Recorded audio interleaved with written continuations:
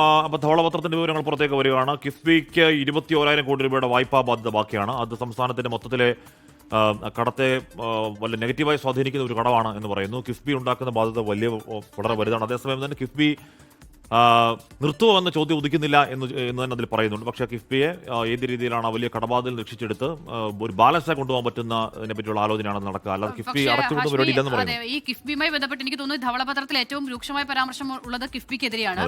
പക്ഷേ സംസ്ഥാനത്തെ സംബന്ധിച്ചിടത്തോളം ഇതിന് പുറത്തെ കടമെടുപ്പായിരുന്നു കിഫ്ബിയിലൂടെ ഉദ്ദേശിച്ചിരുന്നത്. പക്ഷെ പിന്നീട് കിഫ്ബിയുടെ കടം കൂടി സംസ്ഥാനത്തിന്റെ പൊതു കടമാക്കി കൊണ്ടുവരുന്ന ആ ഒരു മാനദണ്ഡം കൊണ്ടുവന്നത് കേന്ദ്ര സർക്കാരാണ്. അതോടുകൂടിയാണ് കിഫ്ബിയുടെ ബാധ്യത കൂടി സംസ്ഥാനത്തിന്റെ പൊതുകടത്തിലേക്ക് മാറിയത്. അങ്ങനെയാണ് ഒരു വലിയ എമൗണ്ടിലേക്ക് മാറിയ സാഹചര്യം ഉണ്ടായത്. അപ്പൊ എന്തായാലും അതിന്റെ അവസ്ഥ അങ്ങനെ തന്നെയാണ്. എന്തായാലും കിഫ്ബി എടുക്കുന്ന കടമായാലും സംസ്ഥാനം തിരിച്ചടക്കേണ്ട കടം തന്നെയാണ്. അപ്പോൾ ആ കടം നമ്മുടെയൊക്കെ സാധാരണക്കാരന്റെ പൗരന്റെ നികുതിയിൽ തന്നെയാണ് ആ കടമൊക്കെ വരിക. അപ്പോൾ എന്തായാലും ആ കിഫ്ബി അടച്ചുപൂട്ടുന്നതിനെ പറ്റി തൽക്കാലം ആലോചിക്കുന്നില്ല എന്ന് മാത്രമല്ല, അതിനെ ഏത് രീതിയിൽ നേർവഴിക്ക് കൊണ്ടുപോകാൻ പറ്റും എന്നുള്ള ആലോചനയാണ് നടക്കുന്നത് എന്നുകൂടി ആ ധവളപത്രത്തിൽ പറയുന്നുണ്ട്.